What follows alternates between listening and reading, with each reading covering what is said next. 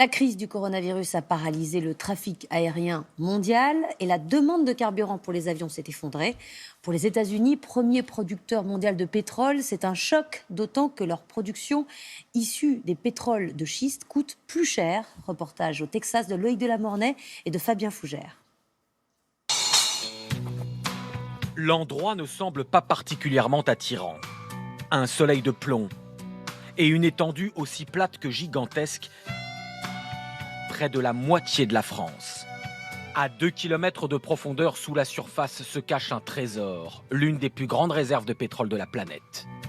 Kyle McGraw a fait fortune dans cette région du Texas, appelée le bassin permien, un pactole géologique en pleine expansion jusqu'à aujourd'hui. Regardez tous les puits qu'on peut voir aux alentours. Ici, là et là, ils sont tous à l'arrêt. Plus aucun ne pompe.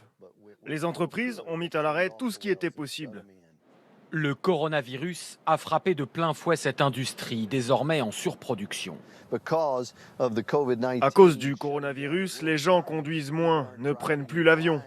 Et donc les réservoirs de pétrole du monde entier se remplissent. Et ici, le problème, c'est que quand nos cuves sont pleines, on n'a plus d'endroit pour stocker. Le problème, c'est qu'au Texas, il s'agit de pétrole de schiste. Obtenu par fracturation hydraulique, il est plus cher à produire que le pétrole classique des pays du Golfe, par exemple. Ces derniers mois, la bataille commerciale entre Russes et Saoudiens a encore plus fait baisser les prix, rendant le pétrole américain moins compétitif. La ville de Midland, 140 000 habitants, était devenue un Eldorado. Sa population a cru de 30% en quelques années. Les publicités vantaient des offres d'emploi mirobolantes. Le pétrole finançait les écoles, les services publics. Pour le maire de la ville, la chute est brutale. C'est comme si quelqu'un avait éteint l'interrupteur. On était en plein boom depuis 5 ans et ça a pris une semaine pour qu'on perde tout. Ici, près de la moitié des emplois dépendent du pétrole. Comme beaucoup d'autres, Chris Doki a été subitement licencié.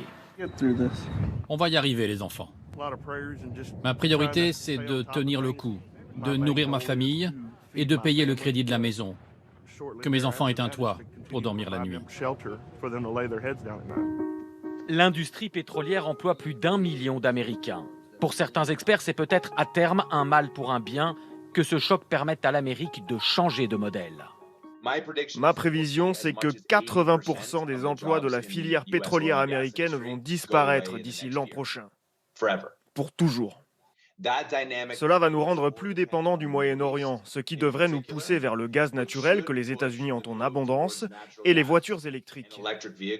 Et le gouverneur républicain du Texas demande même carrément à Donald Trump d'empêcher les navires saoudiens d'accoster sur les côtes du Texas, car ils continuent d'importer, d'acheminer ici du pétrole classique, ce qui évidemment aggrave le problème.